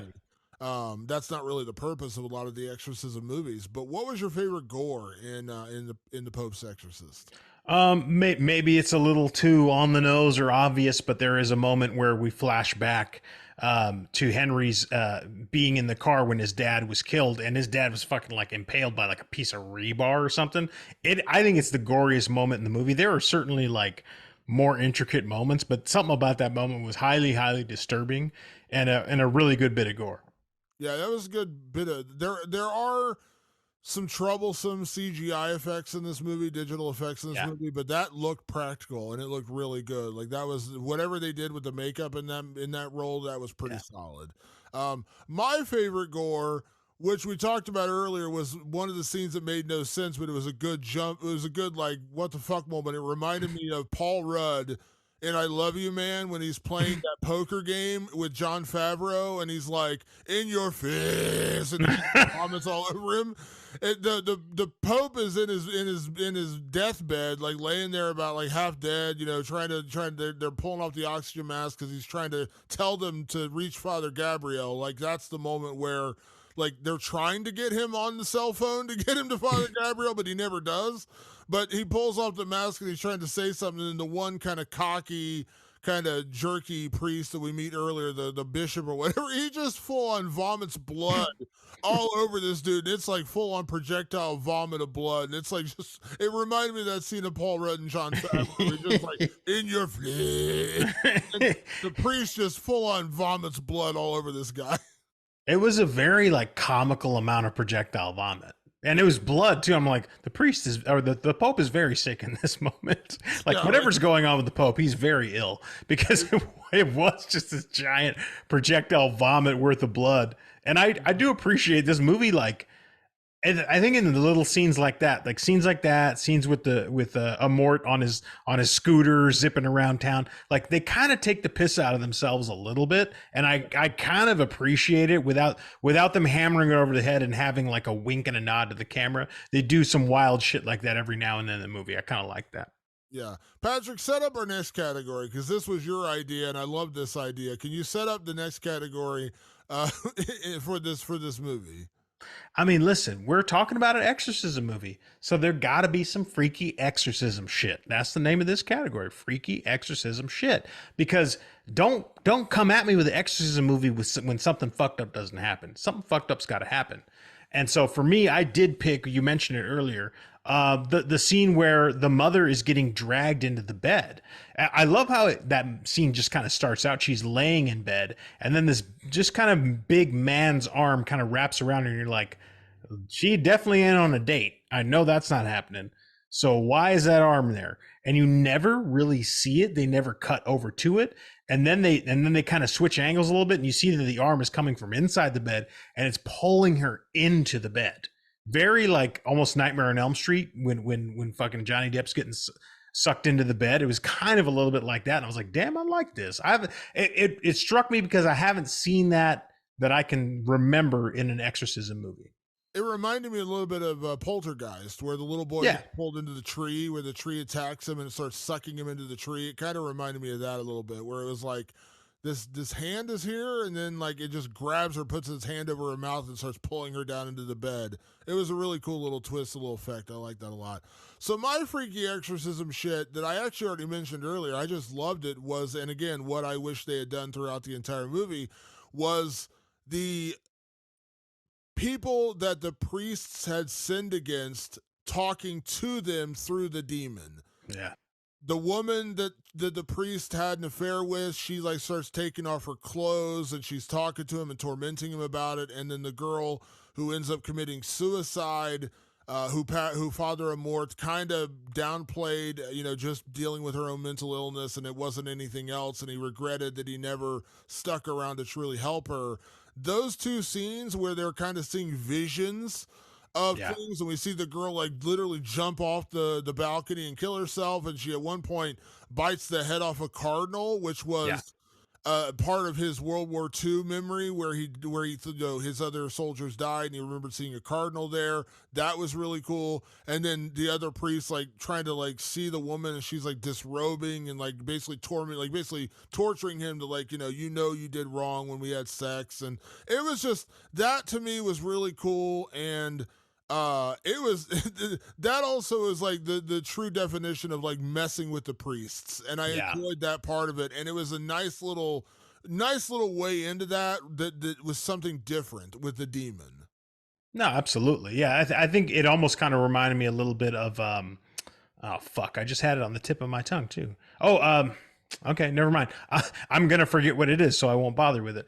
But I'll give a honorable mention too to the neck twisting from the daughter, because I think normally you'd try to fake it like The Exorcist, where there's enough collar or something. They really show her neck like twisting and stretching, and it looks fucking painful, and it doesn't quite snap. But you're like, hey, don't go any farther, or you're gonna fucking rip her head off. Like I like that one as well. Yeah, that was good. There was a few things, like I said, pretty impressive with that. And again, to their credit, not generic things that we've necessarily seen before. Yes, we saw Linda Blair's head spin around in The Exorcist, but the way they did in this movie is a little bit more tortured, if that makes sense. Yeah, totally. And by the way, now I do remember those visions. They remind me a lot of Anything for Jackson. Oh yeah, that's a good example. Yeah. Yeah, where the demons sort of show up and do something fucked up, and you're like, stop doing that, please. I don't want to look at you. Yeah. Like, I liked it. Creepy. I enjoyed that a lot. All right. Let's talk about this one. This is a good category.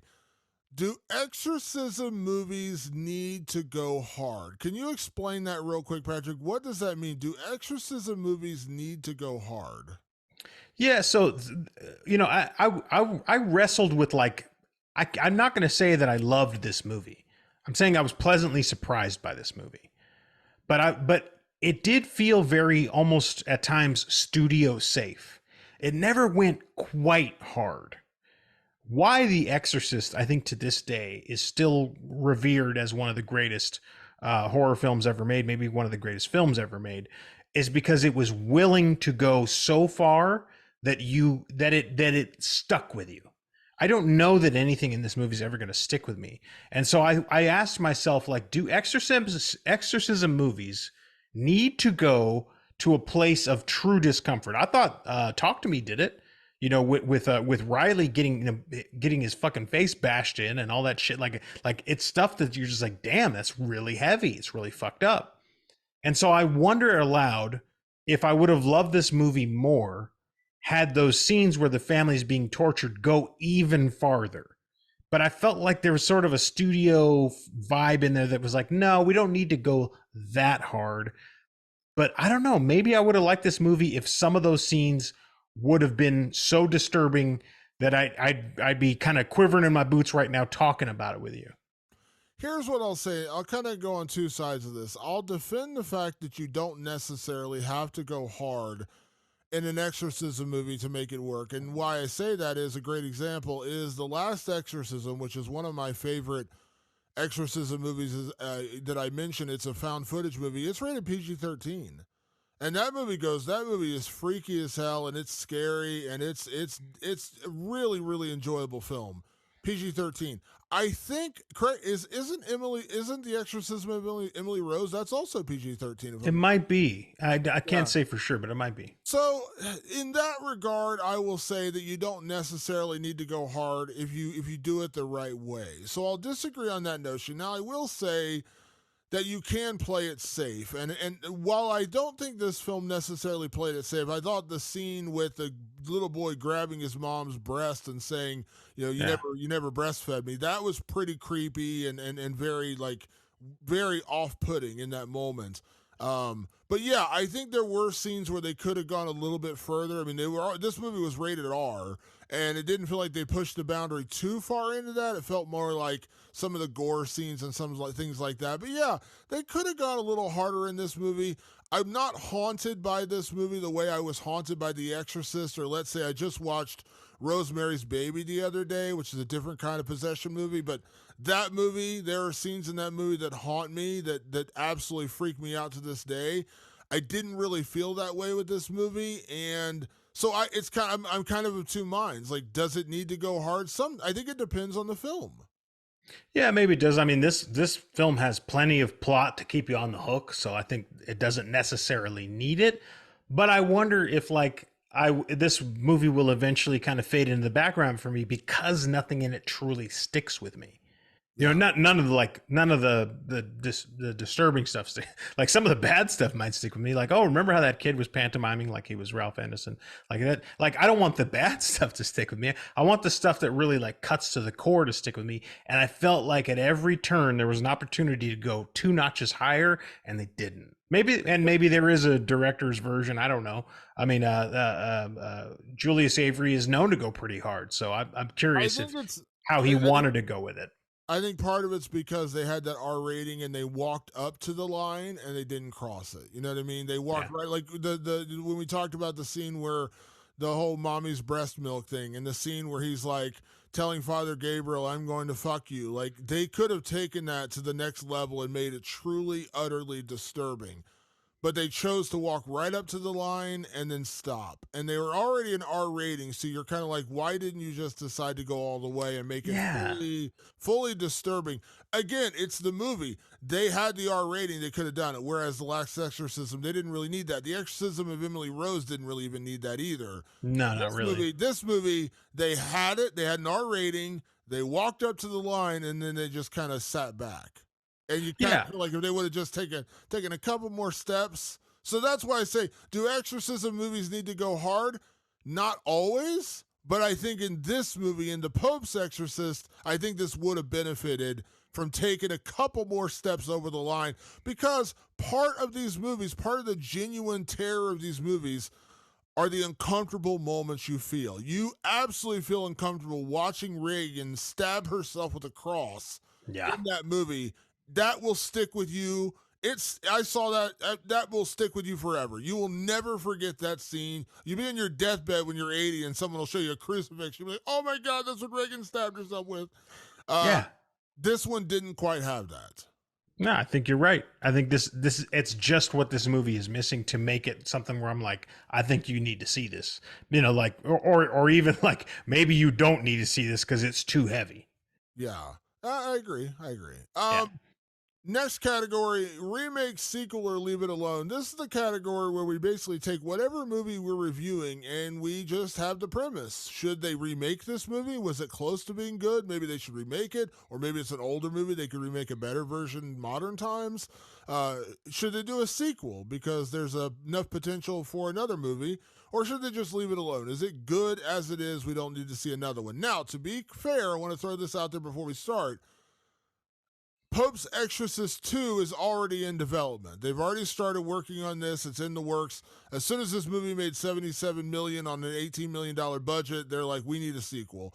Russell Crowe is reportedly set to return. So, kind of already spoiling the category a little bit, they are making a sequel. So, is that the right answer, though, Patrick? Is it sequel is what you would do here? Or is it a remake? Or should they just leave it at one film and be done with it? Well, I will say I would throw out Leave It Alone right away because I do go, well, we've made tons of arguments tonight on a way you could remake this movie. But I don't know that I necessarily need it remade. I just, or maybe I just want to see a more hardcore version of this movie, and that's about it in terms of remake. But as far as plot wise and the setup and everything, it's probably fine the way it is. So yeah, I think sequel is the right way to go, and they do leave this movie on the idea that there was 200 fallen demons in these 200 sites all across the world where these demons exist, a site not unlike this one here, and that we need to go and cleanse these sites of these demons. So the sequels are in place. You know, whoever came up with that part at the studio, whether it was the writers or the director, whoever decided like, oh, here's how we franchise this thing. Smart move, because every demon is going to want something different. And so I have a reason to tune in. And Damon, listen, I'm telling you right here, right now, I like Russell Crowe's character, and I want to see him go at it again. So the end of this movie, after they've defeated Asmodeus and they've saved the family, they go back to the Vatican, and suddenly the bishop, the one you mentioned, I can't remember his name, the bishop that was like friendly towards Father Amort, who actually believed him, he's been promoted, and now he's like in charge of the archives and he's in charge of exorcism. So now Father Amort has a new boss. There's a new king in town, and so they end the movie. These are the archives. There's 200 more. I mean, they are just setting it up. Like right away, you can tell they're setting this up for a franchise. And then Father Amort says, this is too much for any one man to handle. I need help. And he turns to Father Tomas and he says, you want to help me? And the guy looks at me. He's like, I'm in. He's like, let's go to hell. And that's how the movie ends. And you're like, this is like, I immediately got Conjuring vibes. Like they are 100% setting this up to be a Conjuring universe, except it's going to be the Pope's Exorcist. And I'll be honest, going into this movie, I had no idea that Father Amort was a real dude. I thought this was totally a work of fiction. Looking it up afterwards, I was like, oh, they did a sequence at the end. They did the classic, like, the text over at the end saying Father Amort, was the trained exorcist for all these years, blah, blah, blah. This is set up. This is 100% being set up as a franchise that was based upon whether or not the first film succeeded. Well, guess what? It made back its budget and made basically 4 times its budget. There's going to be a sequel. How good or bad it will be, we'll have to wait and find out.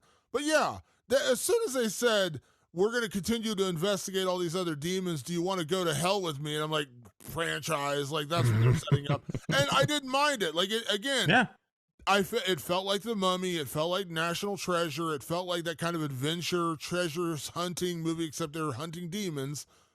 I was like, I'm in. Like, you set it up well enough. You just gave me the baseline for a story that you can do 200 times over, which is every movie is a different demon. Yeah, and that's great because they're going to give you something different. Like this was a guilt demon. We're not getting a guilt demon next time. We're going to get a demon of some other thing. And so I was like, wow, this is really easily franchisable. Like, I'm in. Like, I want to see what's next. Yeah, absolutely. Next category, Patrick. I think this has become my favorite category, which is, can we survive this horror film? This is where we inject ourselves into whatever horror film we're watching, and we ask the question, could we survive this horror film? So, Patrick, when it comes to the Pope's Exorcist, put yourself in any role you want to. Would we survive this horror film? I 100% am surviving this horror film. First of all, I was raised Catholic, so I know my prayers. So if Father Mort's like, you're going to say the Hail Mary until I say stop, I know how to do that. Number two, this is a guilt demon. So I've cleansed myself of Catholic guilt, which is the most bottomless guilt out there. I've cleansed myself of it. This demon ain't got me on guilt. Like, I'm going to be able to fight back no matter what. So I feel 100% confident that I will be able to battle this demon. Yeah, I'm with you. I'm making it through this one, and this demon, what's going to happen is this demon's going to look in my head, and he's going to go, fuck. Never mind. There's nothing I can inject in this fucking weird psycho that I can't do. I'm going to go somewhere else. Let me open another door. No, you're not. Asmodeus is going to be like, dude, like, you need some help, man. You got some problems, dude. I can't even go there, man. We can't. You're not allowed in hell. Yeah, you're not allowed, dude. Like, you're gonna take my job. Like, let's just cool out. Like, you need to go across the street, get you a Slurpee at 7-Eleven, and just chill out for a bit. No, because I'm not Catholic. I didn't grow up Catholic. I grew up in a Baptist home. And so, like, I don't understand Catholic guilt, but I know of Catholic guilt. So you're not gonna get me there. And even if you say not faithful, if we're just playing this as real, yeah, you're not going to get me with that. Like, I maybe that makes me a terrible person, but you're not going to get me with, like, the tricks they pulled on the priest in this one. No. I'm not going to kneel down and be like, oh man, I feel so guilty. I'm like, like, all right, we can't get over. Hey, people make mistakes, man. I'm good. Yeah, but like, you know what? That was a different time in my life. I feel kind of bad about it, but you know, it was years ago. It's like, all right, fuckhead, I'm getting out of here. Like, you're not fun. You're no fun, dude. Like, you're no fun to do anything with here. Yeah, I think we're doing all right on this one. Yeah. All right, Patrick, last category as always, and that's what we're here for each and every week on the show. Is it scary? So at the end of the day, the Pope's Exorcist, is it scary? Now, this is a weird one, Damon, because I would argue that there are some certainly intense scenes in this movie, but I feel like they didn't even mean to make a scary movie. Like, it's almost like they were like, oh, the Pope's Exorcist is our Mummy for the modern day. Like, they really try to go for that. The trailers did them no favors, and the trailers tried to portray a standard exorcism horror film. I don't even think we're dealing with a horror film. Like, in a weird way, yes, there are elements that are allow you to categorize it as a horror film. I get that. But in a weird way, I was like, nah, I think this is just a hardcore, like, adventure movie. Like if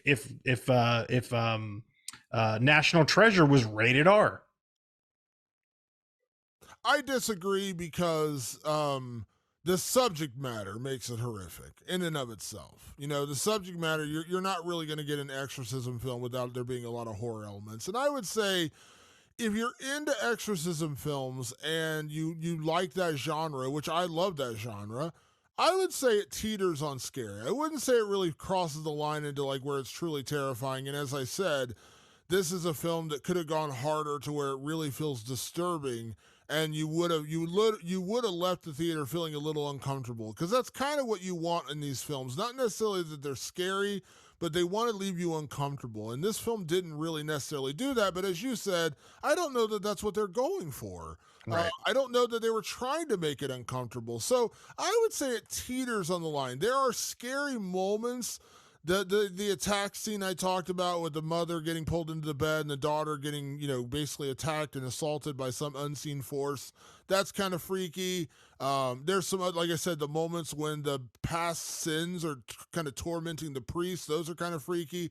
So it walks up to the line, but it doesn't quite go there. So I would say there are elements of it are scary. So I won't downgrade it and say it's not scary. I'll say there's scary elements. And if you're into exorcism films and those freak you out, you'll probably say there are elements of this that scare you.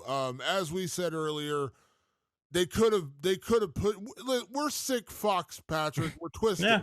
This is true. We need a little bit more to really scare us, but maybe the average not messed up person who wouldn't scare the demon away when they looked in their soul, maybe they would actually find it disturbing.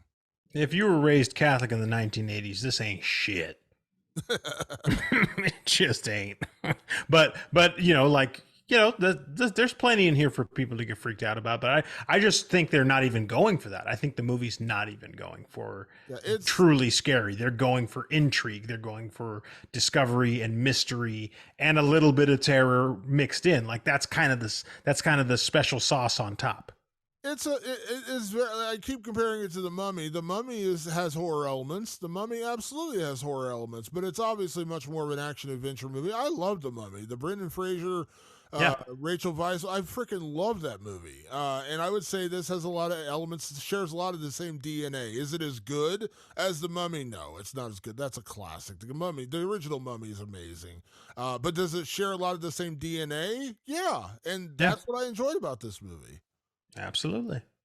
All right, folks, that is our episode for this week. It is on Netflix right now, The Pope's Exorcist. It is the #1 trending movie worldwide on Netflix, so go check it out right now. We were kind of late arrivers to it a few months after it came out, but I'm glad we checked it out. It was a fun movie, far more enjoyable than I thought it would be. So go check out The Pope's Exorcist on Netflix. If you got questions, comments, movies you'd like us to review on this podcast, please send us emails. We're lonely without them. It is rotlivingdead@gmail.com. That's rot. livingdead@gmail.com. You can also hit us up on all of our social media platforms. Find us by searching Rewind of the Living Dead on Facebook, Twitter, and Instagram, and you are welcome to send us messages there as well. For the same thing, questions, comments, movies you'd like us to review. You can also find us on all your favorite podcast platforms, Apple Podcasts, Spotify, and of course over on our own YouTube channel as well. Again, just search Rewind of the Living Dead, subscribe, like us, and if you really want to see our ugly mugs, you can see us on Facebook each and every week when we do the show. And you can also send questions, comments, and things like that to our personal social media channels. I am at Damon Martin, and you are? At Director Patrick. We want to say a big thank you, as always, for everyone tuning into the show. We appreciate you, Gorlami, and thank you for tuning in to Rewind of the Living Dead. And bless you, my son.